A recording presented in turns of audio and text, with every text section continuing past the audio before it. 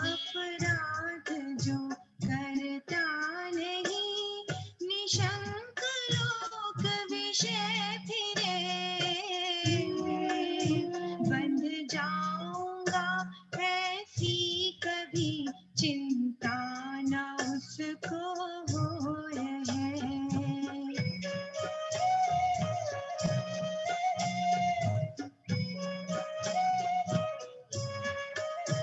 क्यों आत्मा अपराधी में बंधता हूँ यूं ही सशंक है,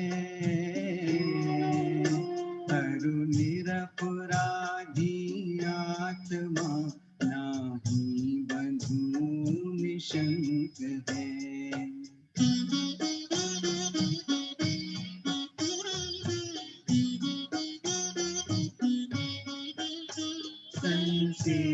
सिद्धि जो राध अरु साधित आराधित एक है, ये राध से जो रहित है वह आत्मा अपराध है।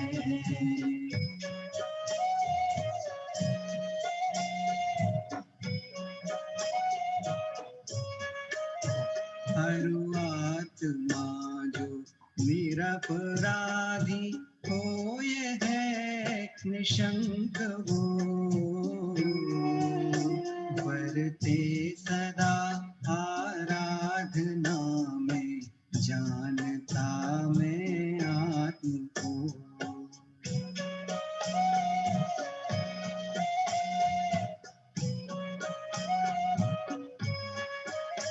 प्रतिक्रमण अरु प्रतिसरण क्यों, परिहरण निवृत्ति धारणा, अरु शुद्धि निंदा गर्हणा, ये अष्टविध विष कुंभ है।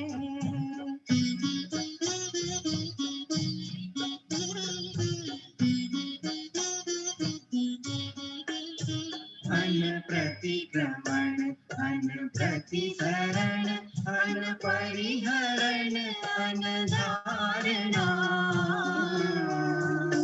अन भक्ति अन गर्हानिंद अशुद्धि अमृत कुंभ है।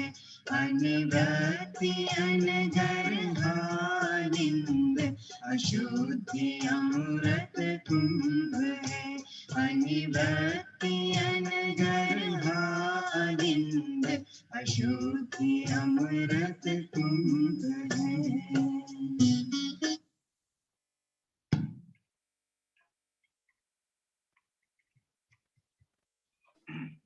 हाँ चाचा जी प्रारंभ कर दीजिएगा।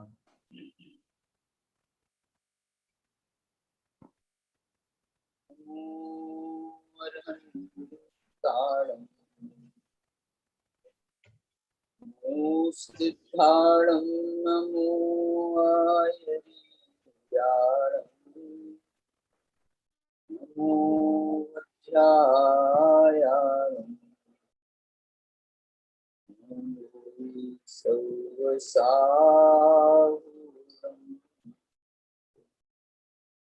अभिवन्द्योन शिरसा पुनः अवकारणं महावीरम् देशिं त्वयत्थभङ्गम् मुखस्य वोच्छामि।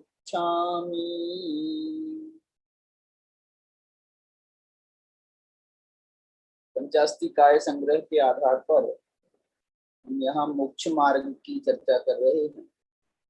इसमें जो मोक्ष मार्ग प्रपंच टूलिका है अंत में, उसके आधार पर ये चर्चा चल रही है। इसमें कल अपन ने 157 नंबर की गाथा तो परचर्य चरों का स्वरूप बताने वाली है। वो गाथा तो 156 है, परचर्य चरो जहाँ पर शब्द प्रयोग किया गया है। इसके बाद में 157 गाथा में उसके फल में ये जीव को क्या प्राप्त होता है, इसमें उन्होंने ये उत्थानिका बनाई है कि पर चारित्र परिणत पुरुष के बंध को देखकर, ये तात्पर्य वृत्ति से मैं बता रहा हूँ, उसको देखकर बंध को देखकर मोक्ष का निषेध करते हैं। यहाँ पर जब जीव को उस भाव से बंध हो रहा है, इसका मतलब है मोक्ष नहीं हो रहा है। इस बात का यहाँ पर कथन किया गया है। और एक बात बहुत अच्छी और लिखी है दूसरी उन्होंने, कि ये पर समय के स्वरूप को वृद्ध मत संवाद से दृढ़ करते हैं। एक वृद्ध मत संवाद की चर्चा हमने अभी 2 दिन पहले की थी। वृद्ध मत का अर्थ ये आ रहा था कि ऐसा पूर्वाचार्यों ने कहा। वृद्ध मत मतलब जो हमारे पूर्वज हैं, जो हमारे वृद्ध हैं, जो हमारे बड़े बुजुर्ग हैं, उन्होंने ऐसा बताया है, इसलिए उसके माध्यम से यहाँ पर वो बात कही जा रही है। इस प्रकार का यहाँ पर वर्णन था। इसमें कल हम जो चर्चा कर रहे थे, थोड़ी सी हमारी चर्चा गंभीर हो गई थी, उसके लिए मैं थोड़ा सा आपको एक संक्षेप ये बताना चाहता हूँ कि 156 गाथा में तो शुभ अशुभ भावों की बात थी। तो शुभ अशुभ भाव जो हैं वो आत्मा के, ऐसा एक जगह लिखा है कि ये शुभाशुभ भाव तो आत्मा अपने उपादान से करता है। देखो मैं ये बात कहाँ लिखी है, ये तात्पर्य वृत्ति में ही उन्होंने एक 132 नंबर की गाथा, जहां पर उन्होंने पुण्य पाप पदार्थों की चर्चा की थी, वहां इस बात का संकेत किया है। मैं देखो आपको पढ़ के सुनाता हूँ।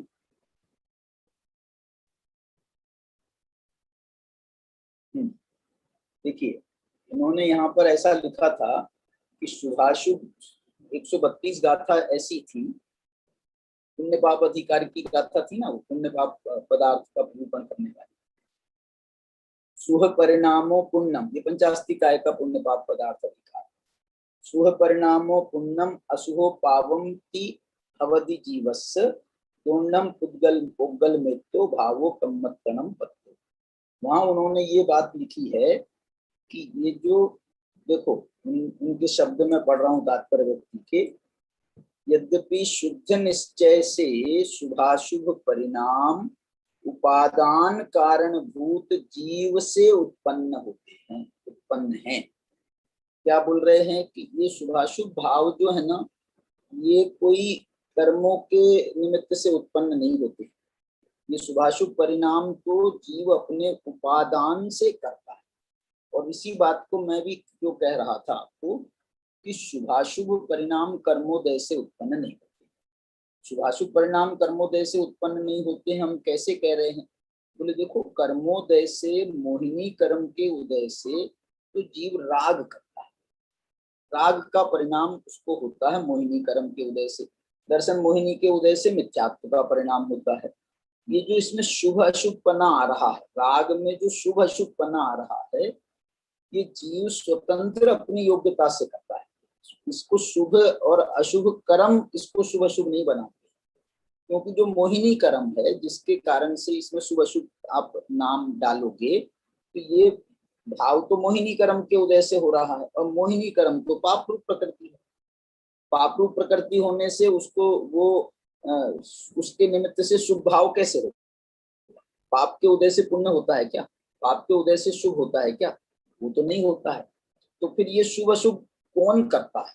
तो बोले ये शुभ अशुभ जीव अपने उपादान से करता है। मतलब उसका, आप उसको 5 समवाय हमको उसमें भी लगाने पड़ेंगे।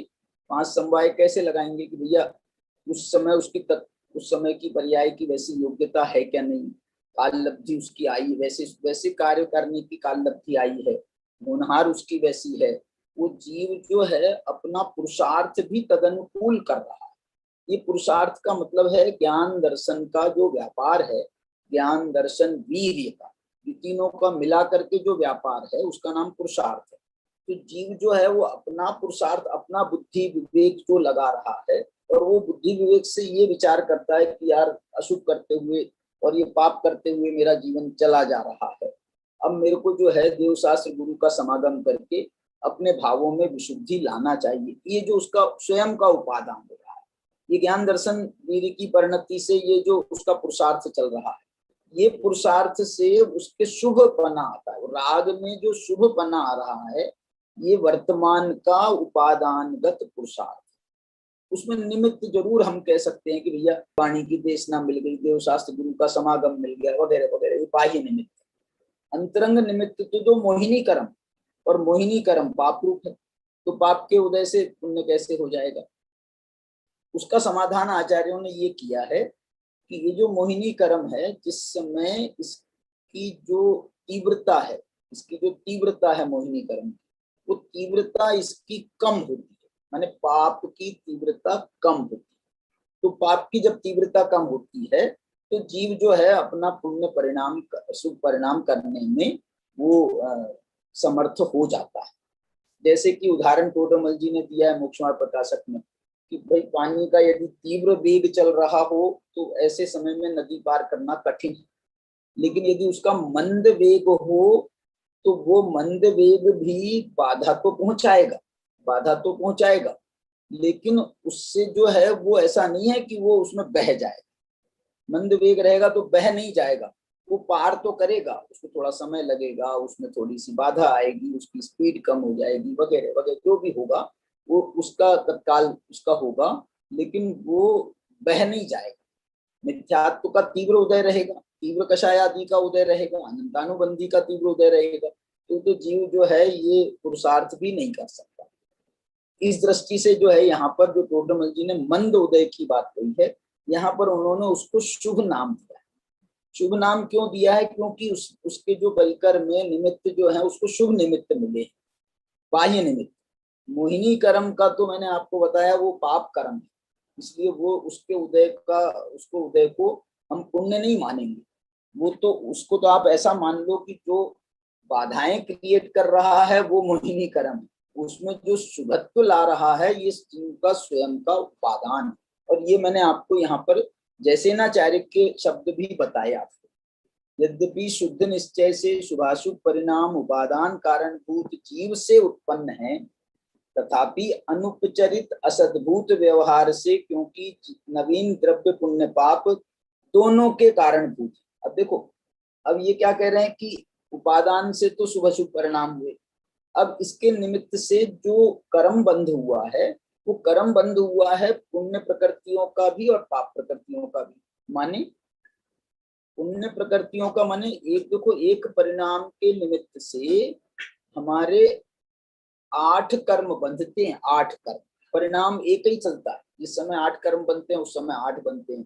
आयु कर्म का बंध जब नहीं होता है तो 7 कर्म तो निरंतर जीव के बंध रहे। अब जो 7 कर्म बंध रहे हैं उसमें घातिया कर्म प्योर पाप रूप है, अघातिया कर्म में पुण्य पाप का भेद है। तो ये जो पुण्य प्रकृति भी बंधती है ये हमारे परिणाम के ही निमित्त से बनती, उसी परिणाम के निमित्त से घातिया कर्म बनते पाप, उसी परिणाम के निमित्त से अघातिया कर्म बनते हैं पुण्य।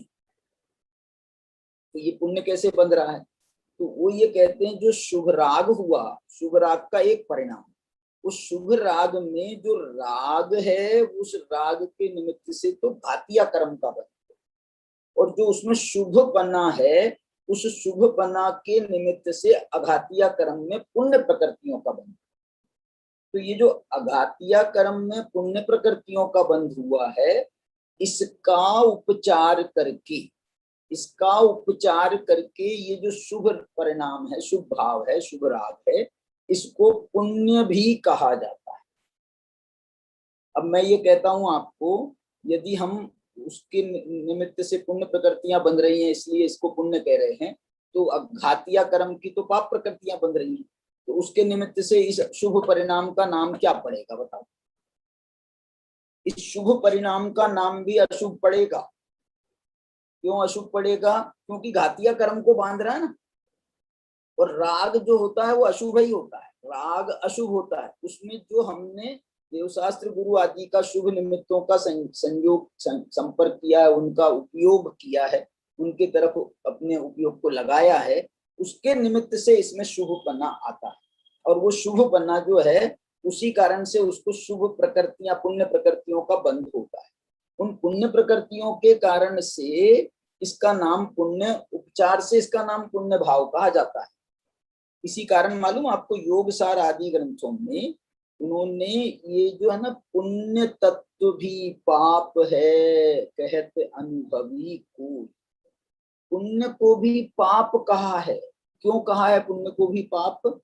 वो इसलिए कहा है क्योंकि वो पाप का बंध करा रहा है। वो भी मैं एक बात बोलता हूं आपको, 10वें गुण स्थान तक ये घातिया कर्म का बंध होता है। 10वें गुण स्थान में भी घातिया कर्म का बंध होता है। अब वो घातिया कर्म का बंध हो रहा है शुरुआत के समय में, उसके परवर्ती बाद में जो मंद मंदतम होता जाता है, सूक्ष्म लोभ हो गया ना, तो वहां पर फिर जो है उसका अबंधक हो जाता है। यदि अबंधक नहीं होगा तो फिर वो यथाख्यात चारित्र में परिणत कैसे होगा? 11वें 12वें गुण स्थान में जाएगा कैसे?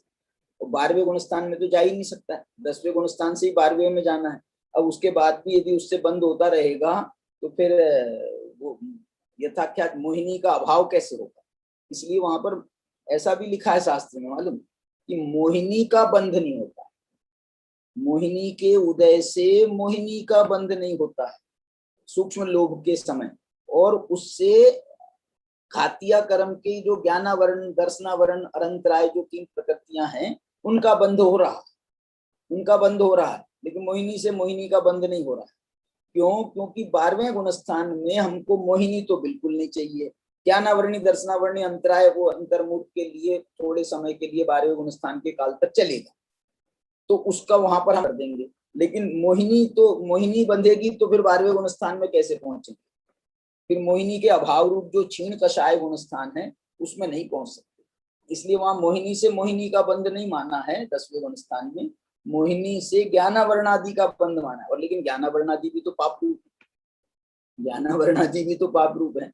तो वो ये कहते हैं कि ये जो सूक्ष्म लोभ का परिणाम है, ये है तो लोभ का परिणाम, है तो राग का परिणाम। इस राग के परिणाम से हम ये है तो गंदा परिणाम, खराब परिणाम। नहीं तो वीतराग होने का क्यों हम मार्ग अपना रहे हैं?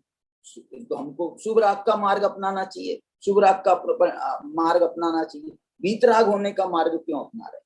वीतराग होने का मार्ग अपना रहे हैं, इसका मतलब ये शुभ राग भी बाधक तत्व है, ये शुभ राग भी बाधक तत्व है, ये शुभ राग भी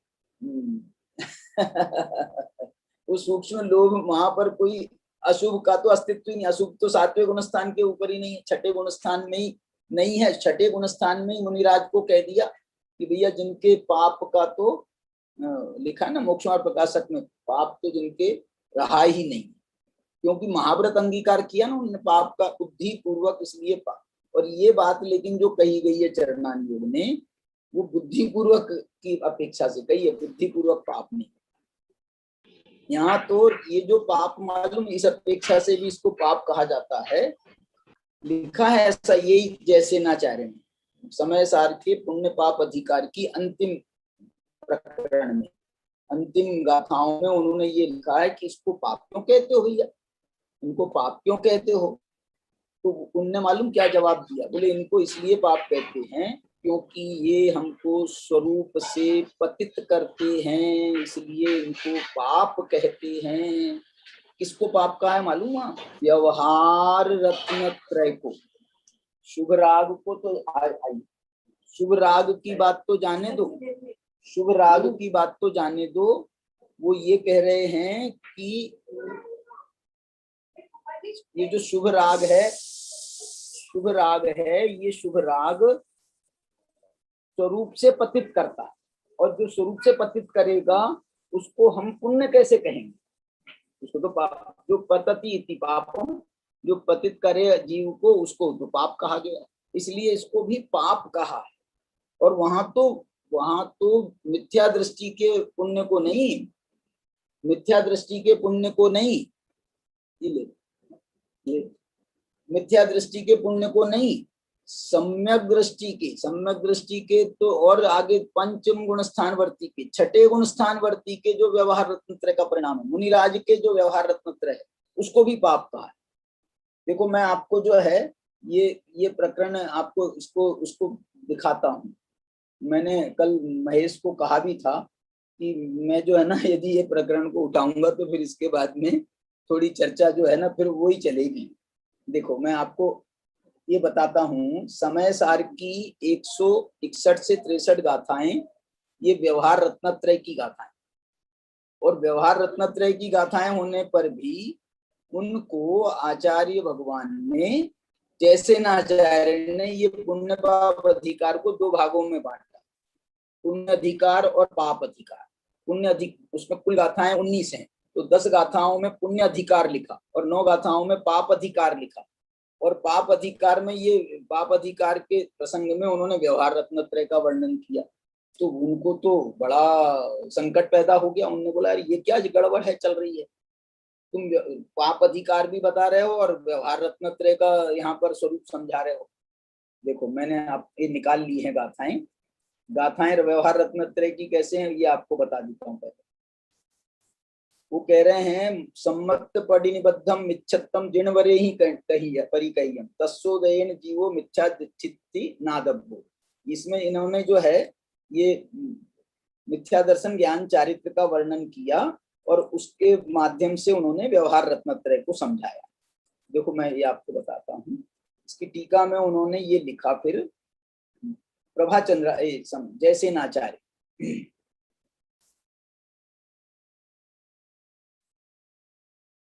देखो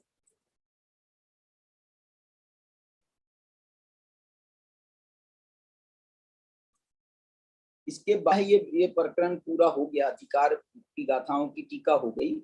उसके बाद में उन्होंने उसमें थोड़ा सा एक पैराग्राफ और लिखा है उन्होंने उपसंहार, उसमें चुलिका कह लो उस पुण्य पाप अधिकार की। उसमें वो लिख रहे हैं अत्र आह शिष्य, अब यहाँ पर शिष्य कहता है कि जीवादि सदहनम इत्यादि व्यवहार रत्नत्रय व्याख्यानम कृतम। आपने तो जीवादि सदहनम ऐसा कह करके व्यवहार रत्नत्रय का व्याख्यान किया था। तिष्ठति कथम पापाधिकारे थी, लेकिन ये गाथाएं पापाधिकार में कैसे बैठी हुई हैं कैसे यहाँ पर ये क्या कर रही हैं? व्यवहार रत्नत्रय के प्रसंग में ये पापाधिकार में ये व्यवहार रत्नत्रय की गाथाएं क्या कर रही हैं? कथम तिष्ठति पापाधिकारे थी तत्र परिहार, उसका परिहार करते हैं। यद्यपि व्यवहार मोक्ष मार्गो निश्चय रत्नत्रयस्य उपादेय भूतस्य कारण भूतत्वाद उपादेय परंपरा से ये व्यवहार रत्नत्रय भी निश्चय रत्नत्रय का वो हेतु भूत बन जाता है, निमित्त बन जाता है। उस कारण से इसको हमने परंपरा से इसको जीवस्य पवित्रता कारणत्वात्, जीव को निश्चय रत्नत्रय में पहुंचाता है ना, इसलिए पवित्रता का कारण होने से पवित्र कहा है। पवित्र कहा है इसलिए पुण्य कहा है। पुनाति इति पुण्यम और पतति इति पापम, पातियति पतति इति पापम।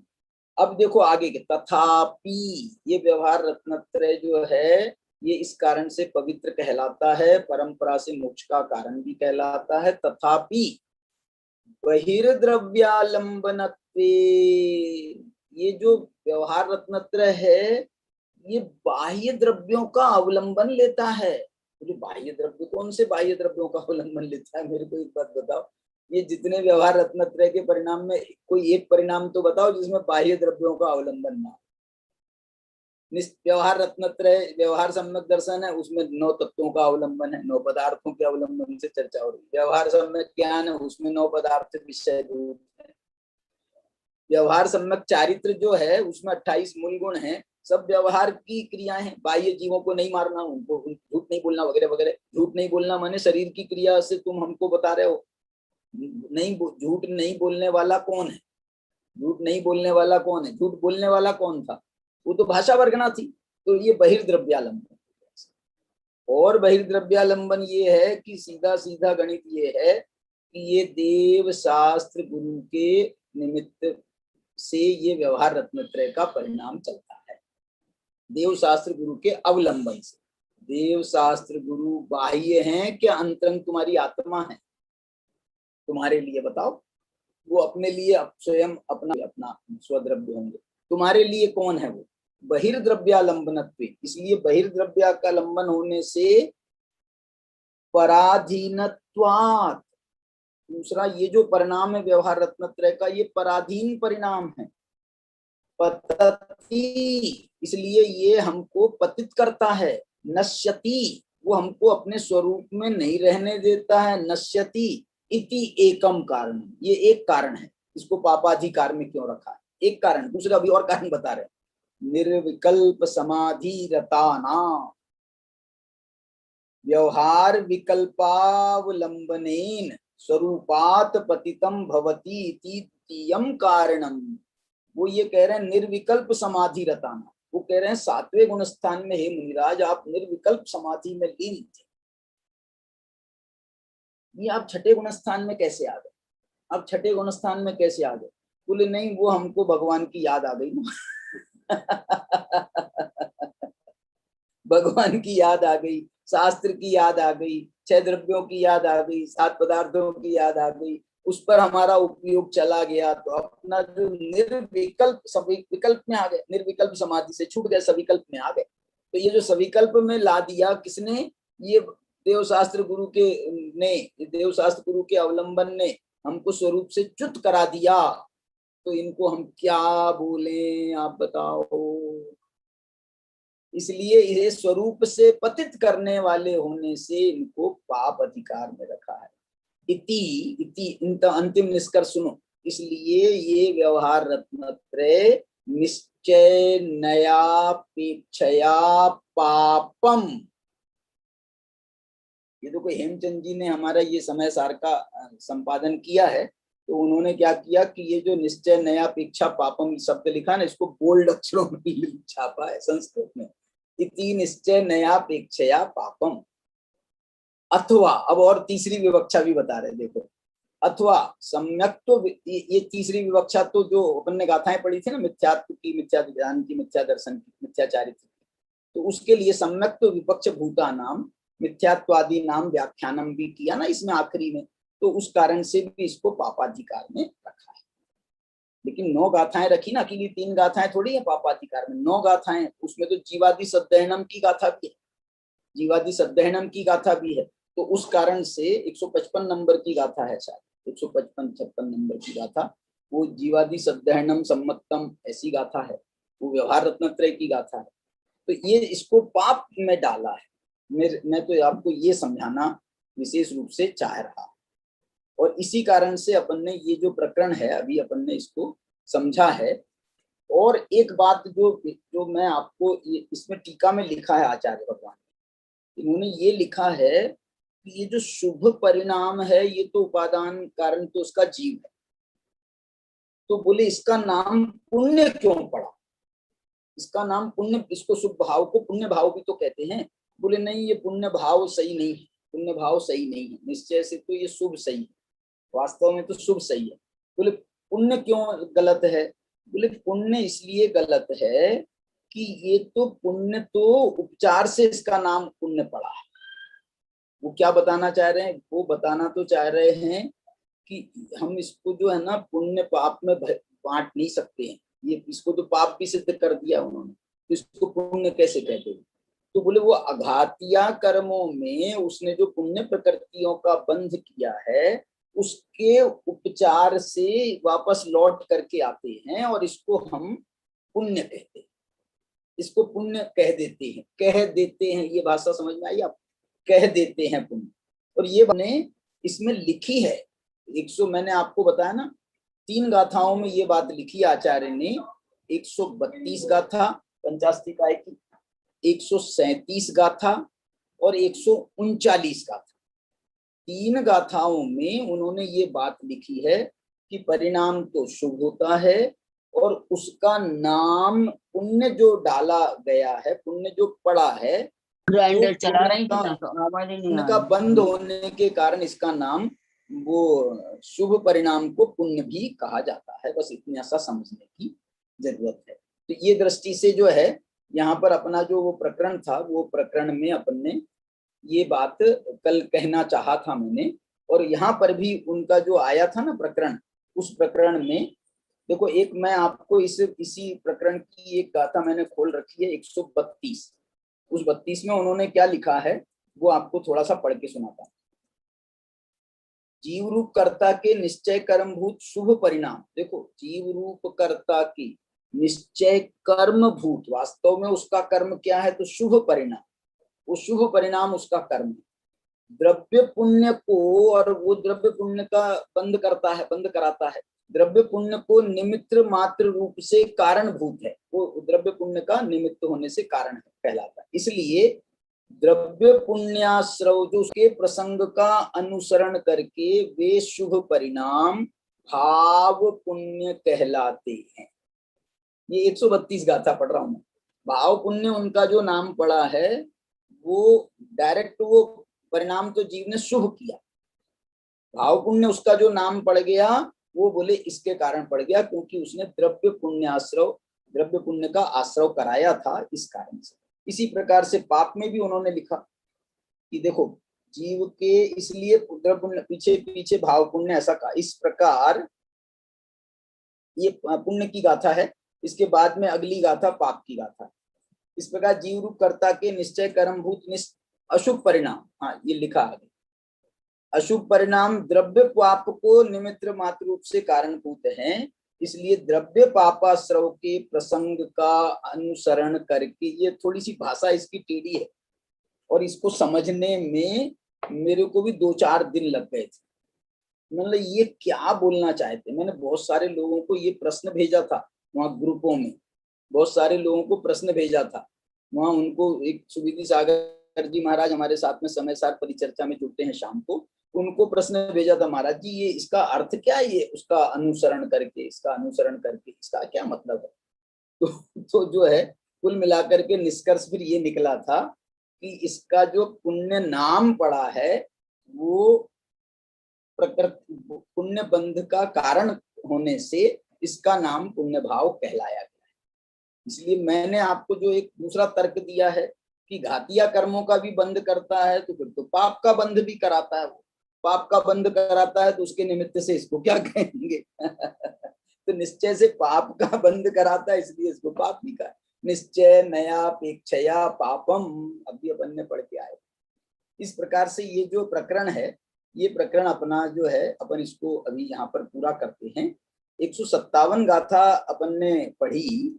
अब जो है 157 गाथा के बाद में इन्होंने 158 और 59 दो गाथाओं में इस क्या प्रकरण ले रहे हैं, बोले प्रकरण ये ले रहे हैं कि 156 और 57 में उन्होंने परचर्य चरों की का बात करी थी।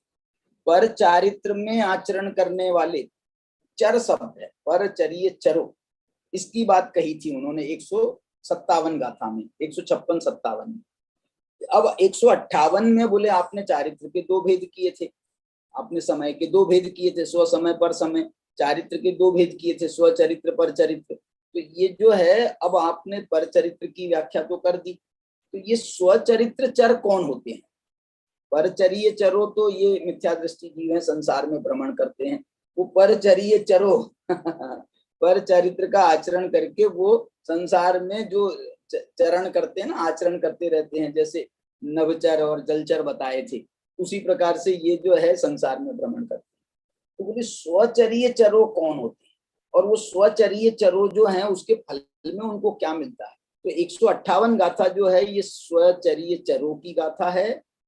सगचरियम चरदि जीव, ये देखो सगचरियम चरदि जीव, इसको वहां पर उन्होंने चर शब्द डाल दिया था, यहाँ पर चरदि माने वो क्रिया से जोड़ करके यहाँ पर अर्थ बता रहे हैं। देखिए गाथा पढ़ता हूं मैं 158। जो सव संग मुक्को नन्नमो अपनम सहावेन जानदि पस्सदि नियदम सुसगचर्यम चरदि जीवो। इसके बाद की भी गाथा पढ़ते हैं अपन साथ में। 159 गाथा भी निकालना सुदर्शन जी, देखो इसके बाद की गाथा भी पढ़ते हैं। वो पढ़ी अपन ने 158। चरियम चरदि संगम जो सो जो पर दव्वप भाव रहिदप्पा। देखो क्या शब्द है, पर दव्वप भाव रहिदप्पा। पर द्रव्य के प्रभाव से जो रहित है आत्मा, वो चरियम चरदि संगम, जो सो जो पर दव्वप भाव रहिदप्पा। और देखो ये जो है ना सगम है, ये संगम नहीं है, संगम नहीं। चरियम चरदि सगम, सो सगम क्यों कह रहे हैं? सगम माने स्वकम, क्योंकि ये संगम का अर्थ तो उल्टा हो जाता है, संगम का अर्थ तो परिग्रह हो जाता है, लेकिन यहाँ पर वो कह रहे हैं स्वकम, अपने में चरियम चरदि स्वकम। ये देखो जरा सी मिस्टेक जो है ये उसको उल्टा अर्थ कर रही है। सगम नहीं, संगम, संग नहीं, सगम, सगम तो चलेगा। और इसका इनने देखो संस्कृत में आपको हाईलाइट करके भी बता रहे हैं, स्वकम। और कैसा है? दंसनान वियप्पम, अवियप्पम चर दिया पादो। देखो इसमें बड़ी मजेदार, मतलब क्या बोलना चाहिए इसको, विरोधाभास अलंकार का प्रयोग भी कर रहे हैं। दंसन नान वियप्पम, दर्शन ज्ञान के विकल्पों को, दर्शन ज्ञान के विकल्पों को अवियप्पम चरदि अप्पादो, उनको अविकल्प रूप से आत्मा में आचरित कराते हैं। तो ये विकल्पों को अविकल्प कैसे कराते हैं? विकल्प माने यहाँ पर दर्शन ज्ञान के जो दो भेद हैं उपयोग के, तो उन दोनों भेदों को, दर्शन को भी और ज्ञान को भी, दोनों को अवियप्पम चरदि अप्पादो, उनको निर्विकल्प होकर के अपनी आत्मा में आचरण कराते हैं, लगाते हैं, अपनी आत्मा में लीन करते हैं।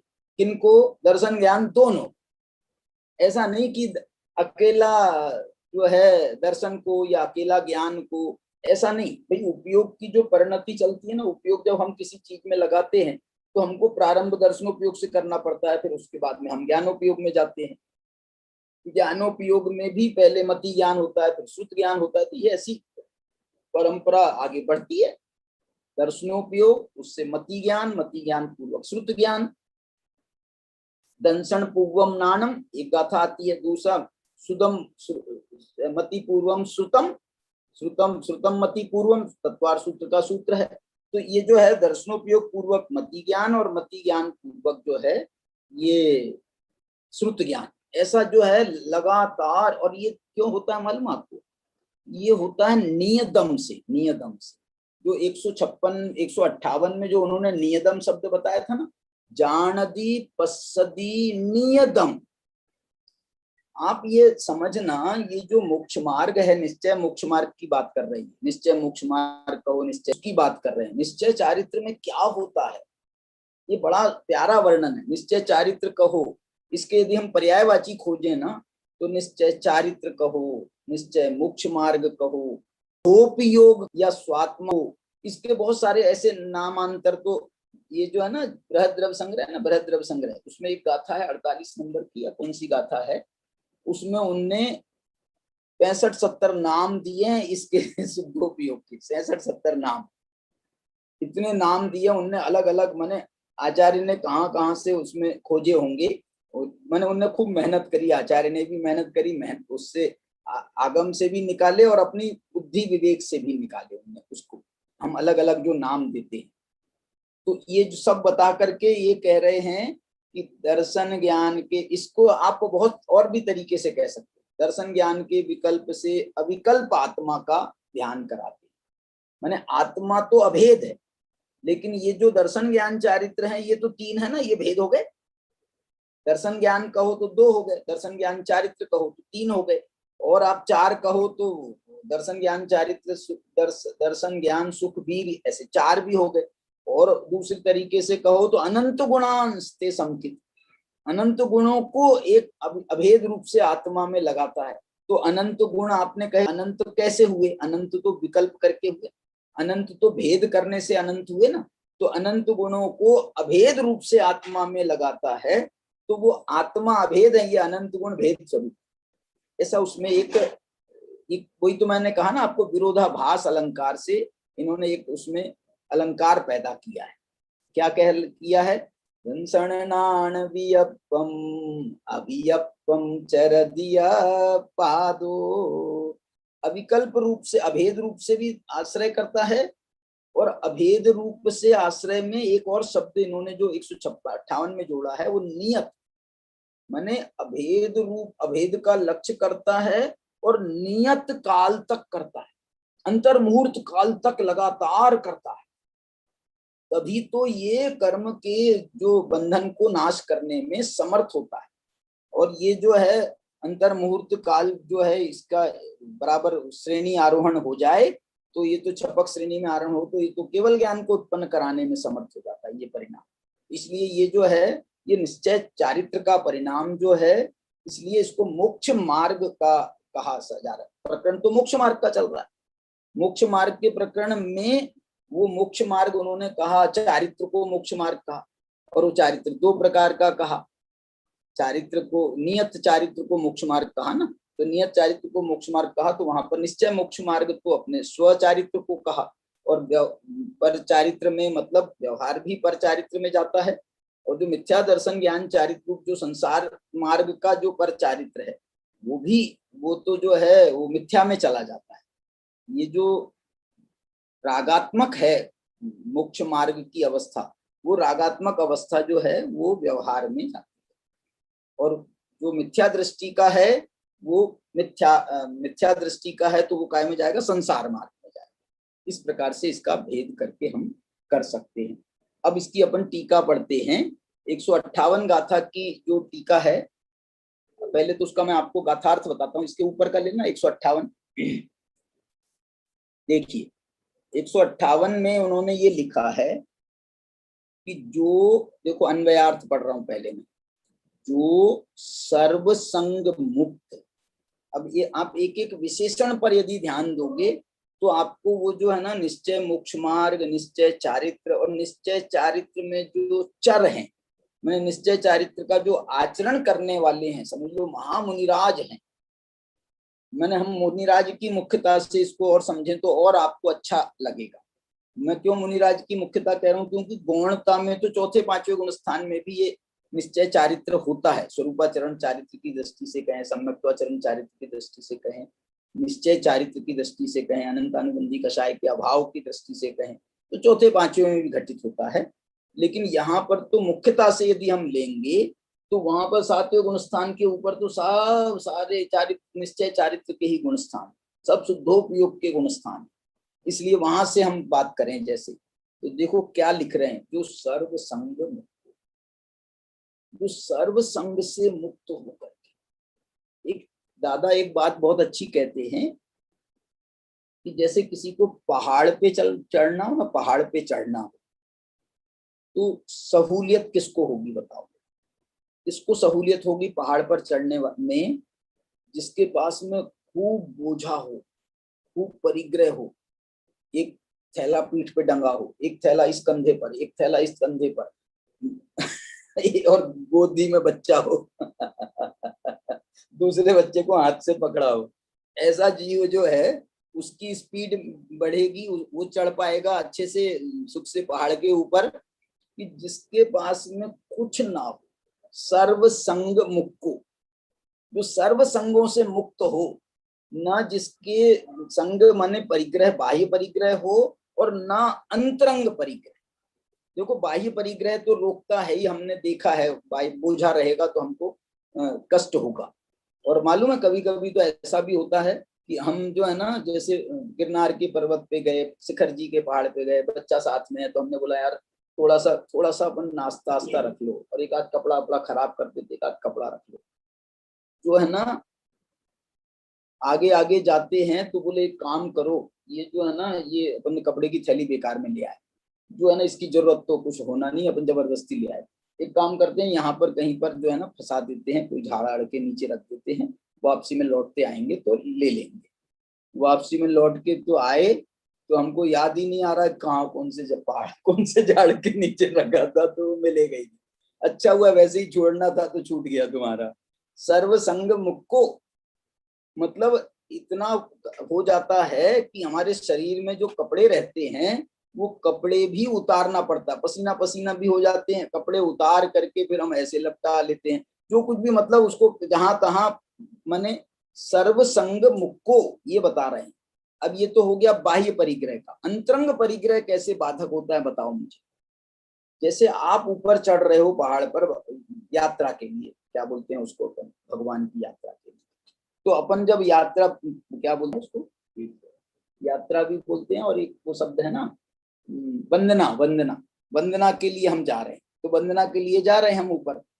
अब ये वंदना के लिए ऊपर जा रहे हैं, अब हमने जो है ना नीचे हम अपने एक बच्चे को छोड़ आए, नीचे हम नीचे जो है और माँ बाप को जो है छोड़ आए हैं। अब वो जो है सब की जो है ना चिंताएं हमारे साथ में चल रही, अरे यार हम तो आ गए उनको छोड़ करके, अब वो पता नहीं वो बच्चा जो है वो मम्मी पापा को कितना परेशान कर रहा होगा। तो ये हमारा विकल्प जो है ना वो बार बार बार बार हमारे चलते हुए कदमों को रोकता है। बोले एक काम करते हैं, आज अपन वापस चलते हैं अपन आज वापस चलते हैं, कल निश्चिंत होकर के आएंगे और फिर जो है ना फिर यात्रा वंदना करेंगे। बोलो आप अच्छा बढ़िया चढ़ता हुआ आदमी आधे रास्ते ऊपर चढ़ गया है और लौट के बुद्धू आ गए, बिना यात्रा किए वापस आ गए।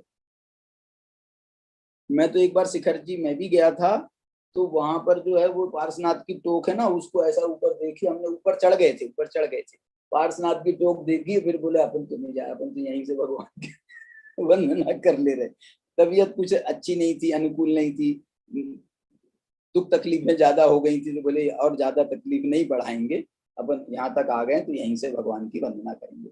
मतलब मैं आपको उपदेश नहीं दे रहा ऐसा आप करना, लेकिन होता है ना, अब क्या करें, ये हमने जो अपने साथ में लफेंदे पाल रखे हैं ना, तो ये लफेंदे जो हैं भले ही हमारे सामने अभी साक्षात में नहीं है हमारे साथ में, लेकिन दिमाग में तो घुसे हुए हैं। इसलिए वो दादा का जो उदाहरण मैं दे रहा हूँ, जिसको पहाड़ पे चढ़ना है उसको कम से कम परिग्रह को साथ में लेकर निर्विकल्प होकर के जाओ, निर्विकल्प होकर के जाओ।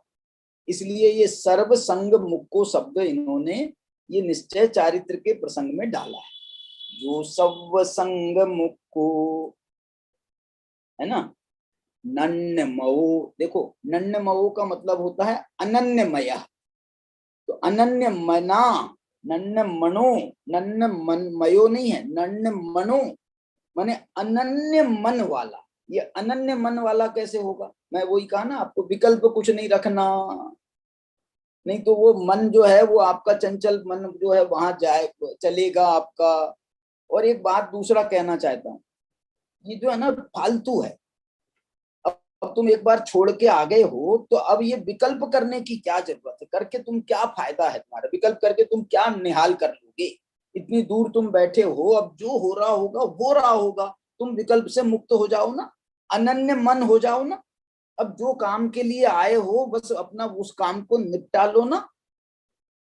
देखो हम घर में रहते हैं, देखो मुनिराज घर छोड़ करके क्यों जाते हैं, इसका जो प्रैक्टिकल हम देखें विचार करें तो ये बिल्कुल होता, हम घर में रहते हैं तो हम ये विकल्पों से मुक्त हो ही नहीं पाते, बराबर घर में कोई ना कोई विकल्प चलता रहेगा चलता रहेगा। वो कुछ देखेंगे हम देखेंगे तो हमारा विकल्प चलेगा, और नहीं तो वो परिवार वाले जो हैं वो आ जाएंगे परेशान करने के लिए, वो कुछ फरमाइश लेकर आ जाएंगे, उनने ऐसा भैया जरा चले जाओ बाजार, माने शांति नहीं, बिल्कुल शांति रह नहीं सकती। इसलिए जो है ना वो मुनिराज ने घर छोड़ दिया, झंझट खत्म, अब जंगल में रहेंगे आराम से।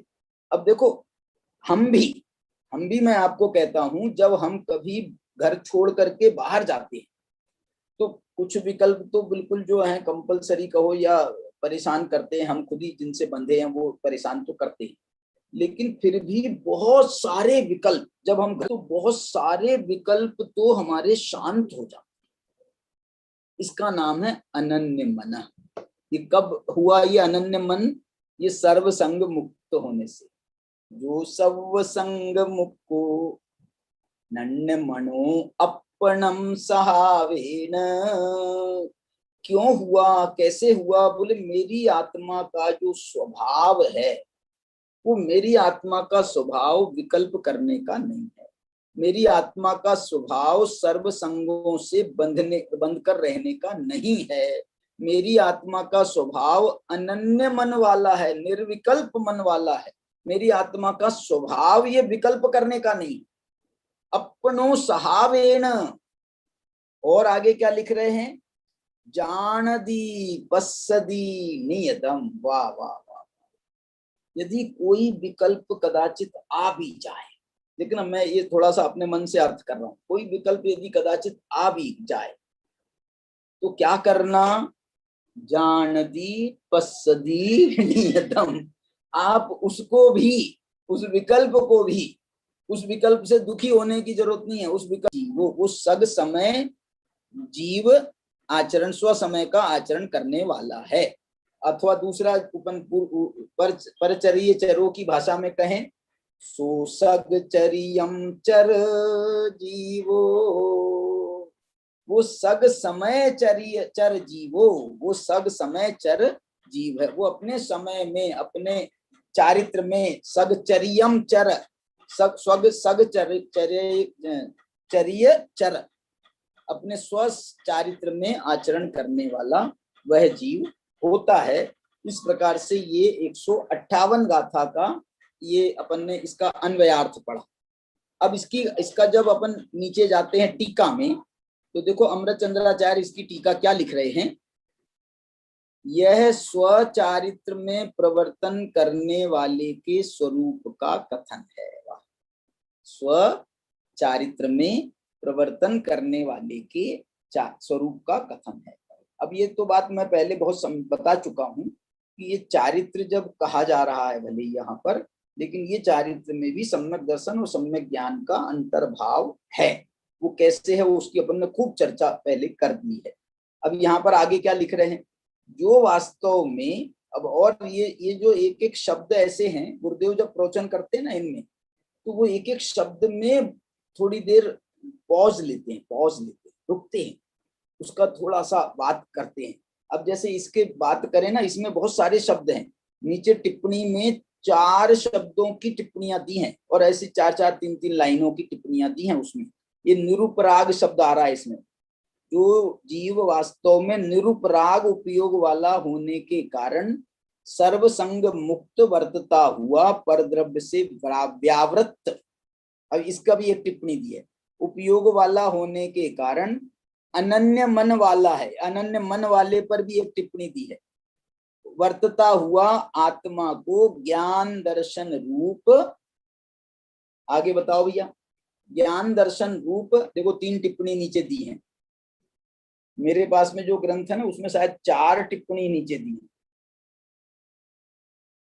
नहीं 3 ही है। ये जैसे क्या लिखा फिर अपन ने पढ़ा, यहाँ पर अपन ने ये पढ़ा, ज्ञान दर्शन रूप स्वभाव द्वारा नियत रूप से अर्थात अवस्थित रूप से जानता देखता है।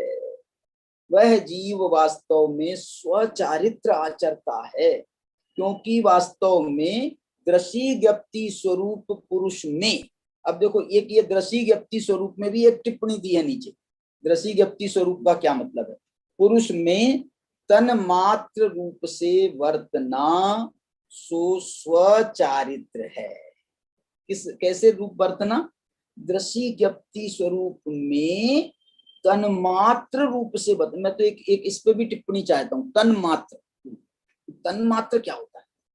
तन मात्र का मतलब जो है बिल्कुल ऐसा, तन जो है ना, ये तद शब्द है, तद शब्द से तन बना। तद का मतलब होता है तत्, संस्कृत में तत् का मतलब होता है वह का क्या मतलब है, बोले तुम आत्मा को देख रहे हो ना, तो तन मात्र रूप रहो। तन मात्र माने बस आत्मा को देख रहे हो, बस आत्मा रूप ही बने रहो।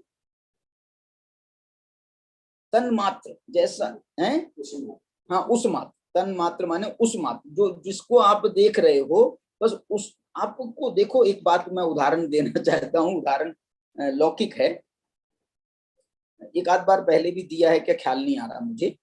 ये तन मात्र का मतलब मालूम क्या है, हमारे यहाँ पर अपनी फिल्म इंडस्ट्रीज में एक कलाकार है, उसका नाम है आमिर खान। वो आमिर खान जो है ना, वो एक साथ बहुत 2-4 फिल्में एक साथ नहीं करता। वो साल में 1 आध फिल्म कर ले, 2 फिल्म कर ले, बहुत है।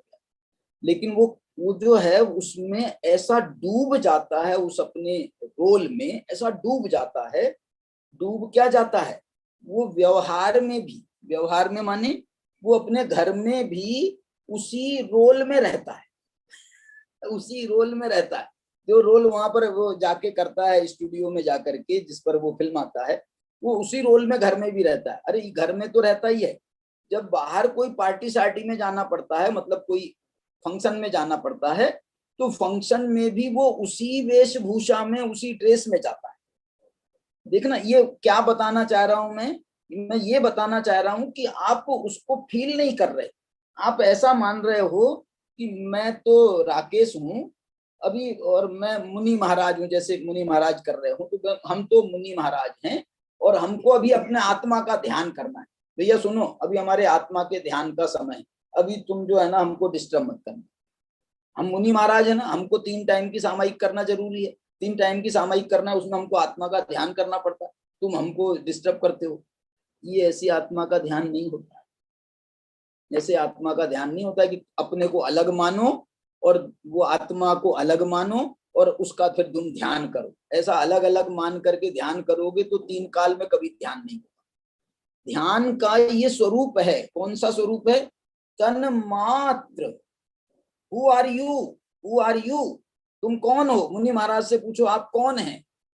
यदि उनके मुंह से अपना नाम निकलता है, सामयिक के समय में कह रहा हूं, उनके मुंह से अपना नाम निकलता है या वो कहते हैं हम तो मुनि महाराज हैं। कैसे मुनि महाराज हैं? हम तो 6ठे 7वें गुण स्थान में झूलने वाले मुनि महाराज। बोले कछु नैया, कछु नैया, एक ऐसा नहीं है। अरे तुम जिसमें हो, मैं अभी ये समय सार में एक तो बहुत अच्छे उदाहरण दिए गए, वो यद्यपि वो मिथ्या मिथ्या उसके उदाहरण हैं, मिथ्या उपयोग के उदाहरण हैं, लेकिन उदाहरण दिए गए हैं। उसमें एक उदाहरण दिया है उनने ध्यानाविष्ट का और एक उदाहरण दिया उनने भूताविष्ट का। जैसे वो भूत हमारे ऊपर चढ़ जाता है ना, भूत चढ़ जाता है, तो अब आप उस महिला से पूछो जिसके ऊपर भूत चढ़ गया है, कौन है तू, तो वो अपना नाम नहीं बताती है। वो अपना जो भूत उसके ऊपर चढ़ा है ना, हम वे हैं, हम तुम्हारे दादाजी हैं। दादाजी भूत बन के चढ़े हैं ना, हम दादाजी बोल रहे हैं। तो काहे आए हो हमें परेशान करवे? हम परेशान करवे थोड़े ही आए, हम तो जे जतावे आए हैं। मैंने उसकी भाषा जो निकलती है वो भाषा में निकलती है। दूसरा उदाहरण दिया उन्होंने एक ध्यानाविष्ट का, ये भूताविष्ट का उदाहरण हुआ, एक ध्यानाविष्ट का उदाहरण दिया। ध्यानाविष्ट के उदाहरण के लिए उन्होंने उदाहरण दिया जैसे कोई मिथ्या ध्यान करने वाला, कोई अज्ञानी गुरु ने उसको कहा कि तुम बराबर ध्यान नहीं करते हो, चलो एक काम करो, कल तुम जो है ना, आज तुम भैंसे का ध्यान करो। ऐसे ऐसे पगलापन भी कराते हैं लोग। तो बोले तुम भैंसे का ध्यान करो। बोले भैंसे का ध्यान करूं तो आप बताओ मैं कैसे भैंस? तो देखो मैं जैसा बोलूं तुम वैसा विचार करते जाना। बिल्कुल मैं बड़े बड़े सींग वाला भैंसा, बड़े बड़े सींग वाला, एक गुफा के अंदर मैं ध्यान कर रहा। मैं गुफा के अंदर, तो ध्यानाविष्ट भी जो है ना, वो बिल्कुल उनकी वो गुरु के जो है ना, उसमें लिखा है ऐसा, मिथ्या क्या नाम है, कोई अज्ञानी गुरु के निमित्त से। तो वो अज्ञानी गुरु उसको बोल रहा है तू भैंसा है? तो हाँ मैं भैंसा। कौन है तू? मैं भैंसा हूँ। कितने सींग हैं तेरे? कितने बड़े बड़े सींग? अरे बहुत बड़े बड़े सींग। कहाँ ध्यान कर रहा है? मैं गुफा में ध्यान कर रहा हूँ। और ये जो बड़े सींग है मेरे, वो ऐसे पता नहीं क्या ध्यान के प्रभाव से बड़े बड़े हो गए और वो गुफा के 2 कोनों में जाकर के फंस गए हैं, गुफा के कोनों में फंस गए।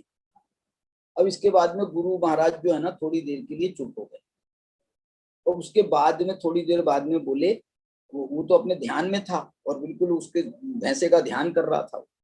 उससे कहा कि अरे सुनो, क्या नाम है, राकेश, चलो आ जाओ बाहर, हो गया ध्यान, चलो आ जाओ बाहर। तो वो ध्यानाविष्ट कह रहा है मैं कैसे आ जाऊं महाराज, मैं तो भैंसा हूं, इतना बड़ा मोटा भैंसा है कि एक तो उससे नहीं निकलेगा, दरवाजे से नहीं निकलेगा, और दूसरा जो मेरे सींग हैं, ये सींग फंसे हुए हैं गुफा के अंदर। अब मैं कैसे निकलूं, मैं कैसे निकलूं? ऐसा बोल करके वो जो है वो कह रहा मैं तो अब कैसे निकलूं, आप बताओ तो सही। मैं तो अब भैंसा बन गया हूं, मेरे तो इतने बड़े बड़े सींग हैं, इतना मैं फंस गया हूं, मैं कैसे निकलूं? तो अब जो है ना फिर ध्यान वो गुरु महाराज को अब उसको नॉर्मल करने में उनको क्या करना पड़ता है मालूम? क्या करना पड़ता है? अभी तो बाहर से उसको कह रहे थे और गुफा में ध्यान करा रहे थे, अब उसके पास में जाकर के उसको ऐसा झंझोड़ना पड़ता है, झंझोड़ना पड़ता है। अबे तू भैंसा नहीं है, अरे तू भैंसा नहीं है, अरे तू भैंसा नहीं है, तू तो राकेश है, तू भैंसा, तू कहाँ से भैंसा हो गया? राकेश कोई भैंसा है? राकेश तो अच्छा आदमी है, और तू इतने बड़े बड़े सींग कहाँ से हो गए? आदमियों के कहीं सींग होते हैं क्या? पागल हो गया है? बोलो, अब ध्यान तो तुमने ही कराया था। ऐसे ही जब आत्मा का ध्यान होता है, मैं ये कह रहा हूं, जब आत्मा का ध्यान होता है तो मैं राकेश नहीं हूं, मैं तो शुद्धात्मा हूं। मैं कैसा हूं? मैं अनंत गुणों का धारी हूं। मैं कैसा हूं? मैं तो ज्ञान वाला, दर्शन वाला। अब कोई मेरे से कहे कि अरे वो तुम्हारी पत्नी का नाम क्या है? किसकी पत्नी? कौन सी पत्नी? मैं तो आत्मा हूं।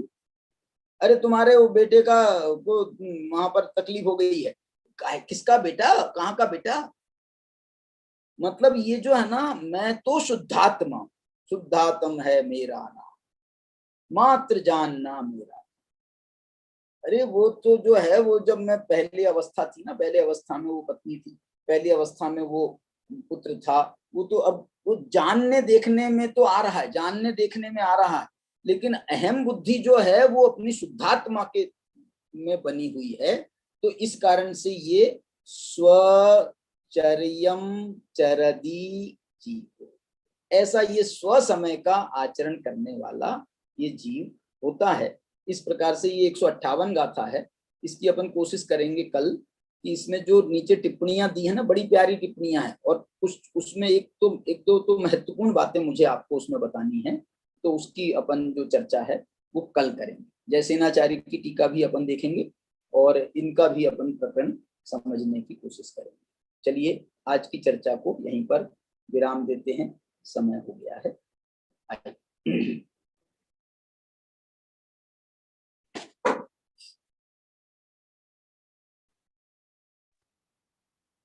हाँ भैया सुदर्शन जी। हाँ जी, हाँ जी। आज के प्रवचन के मुख्यांश। हाँ आज हम मोक्ष मार्ग प्रपंच चुलिका के अंतर्गत प्रथम 157 और 158, 156 और 157 गाथा की चर्चा कर रहे थे, जिसमें आचार्य कह रहे थे कि जिस भाव से बंध हो रहा है उसी भाव से जीव को मोक्ष नहीं होता। फिर 156वीं गाथा का ही सारांश आया कि शुभाशुभ भावों को अपने उपादान से आत्मा करती है। जीव के जो शुभ परिणाम है वह पुण्य है और अशुभ परिणाम है वह पाप है। ऐसा 132वीं गाथा में इसी पंचास्तिका संग्रह में आचार्य ने कहा है। फिर पाप परिणामों की मंदता होगी तब पुण्य परिणामों की तीव्रता होगी। इस बात को हमने पंडित टोडरमल जी साहब के जो जल प्रवाह का उदाहरण दृष्टांत आपने दिया था उसके माध्यम से हमने समझा। फिर एक भले जीव का परिणाम एक हो लेकिन कर्म 8 प्रकार के बनते हैं, एक परिणाम से 8 कर्म बनते हैं। फिर गुणस्थान की भी चर्चा आई कि 10वें गुणस्थान में मोहनी से मोहनी का बंधन नहीं होता या नहीं माना गया है, लेकिन ज्ञानावरण आदि का बंध माना है। फिर समय सार जी का जो पुण्य पाप अधिकार है उसको भी यहाँ याद किया गया कि आचार्य ने व्यवहार रत्नत्रय को पाप क्यों कहा। फिर बहुत अच्छा विश्लेषण और बहुत सुंदर विश्लेषण आचार्य ने किया है, क्यों उसको व्यवहार रत्नत्रय को पाप क्यों कहा, क्योंकि वह स्वरूप से पतित करता है या निर्विकल्प समाधि से च्युत करता है, इसलिए निश्चय नहीं से आचार्य उसे पाप ही कहते हैं। फिर एक प्रश्न और आया था कि शुभ भाव को पुण्य भाव कहना क्यों गलत है, तो आचार्य कहते हैं कि पुण्य तो उपचार से उसे कहा है, क्योंकि वे मोक्ष मार्ग में आगे बढ़ने की प्रेरणा तो देते हैं लेकिन बढ़ाते नहीं हैं। फिर इस प्रकार 156 और 157 गाथा जिसमें पर चरे चिरों का व्याख्यान हुआ था वो समाप्त हुआ, और फिर हम 158 और 159 गाथा की ओर चले। वहां उन्होंने व्याख्यान किया कि अब स्वचरित्र किसे कहा, तो आचार्य ने स्वचरित्र उसे कहा कि जो दर्शन ज्ञान विकल्प को भी निर्विकल्प अभेद नियत करके अपनी आत्मा को जानते हैं या स्थिर होते, वह स्वचारित्र है। फिर उसके नाम भी बहुत सारे आचार्य ने आगम में दिए। निश्चय चारित्र, निश्चय मोक्ष मार्ग, स्वानुभूति आदि आदि सदुसठ नाम आगम ग्रंथ में पाए जाते हैं। फिर इस स्वचरित्र में प्रवर्तन कौन करता है? तो आचार्य ने कहा कि जो सर्व परिग्रह से मुक्त है, सर्व विकल्पों से रहित है और उन विकल्पों को केवल जानता देखता है, वही जीव स्वचरित्र में प्रवर्तन करता है। और उसके बाद एक तन्मात्र रूप जो शब्द आया था, उसका भी बहुत अच्छी तरह से यहाँ पर वर्णन आया कि तन्मात्र रूप किसे कहते हैं। तन्मात्र रूप माने उसी रूप होना, वह ही आत्मा का स्वभाव दर्शन ज्ञान है, किंतु आत्मा दर्शन ज्ञान में परिणमित होना ही तन्मात्र रूप है। इस प्रकार का आज की चर्चा रही है।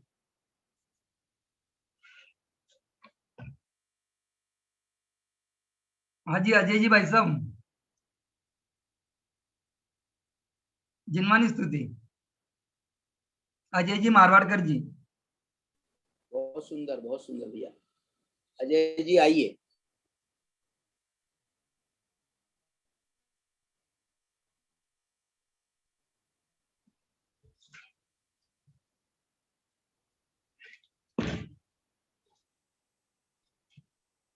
अच्छा, एक मिनट।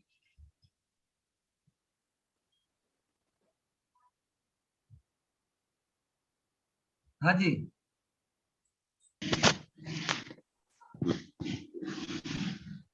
हेलो, आवाज आ रही है? हाँ आ रही है। करें शुरू। आत्मा को जान ले तू, आत्मा की मान ले, मात जिनवानी कहे निज तत्व को पहचान ले। आत्मा को जान ले। भव सागरों से तरताया, आज ये अवसर मिला, पांच इंद्रिय तन मिला, मन सहित ये नर भव मिला। अब सोचना क्या जाग जा, ले प्रज्ञा चैनी हाथ में, मात जिनवानी कहे निज तत्व को पहचान ले। आत्मा को जान ले। व्यवहार पथ पे पग तू धर, परमार्थ पथ की कर पहल, देख ढल जाएंगे पल में कर्म के मेरू महल। द्रव्य गुण पर्याय से अरहंत को तू जान ले, मात जिनवानी कहे निज तत्व को पहचान ले। आत्मा को जान ले। स्वाध्याय से ही संत है, स्वाध्याय से भगवंत है, स्वाध्याय से गुण ग्रहण है, स्वाध्याय से गुण स्थान है, स्वाध्याय ही बस परम तप है, बात सच्ची जान ले। मात जिनवानी कहे निज तत्व को पहचान ले। आत्मा को जान ले तू, आत्मा की मान ले, मात जिनवानी कहे निज तत्व को पहचान ले। आत्मा को जान ले। जावानी के ज्ञान ते सूझे लोकालो, सोवाणी मस्तक नमो सदा देत हूँ धो। 2 बार नमो करना।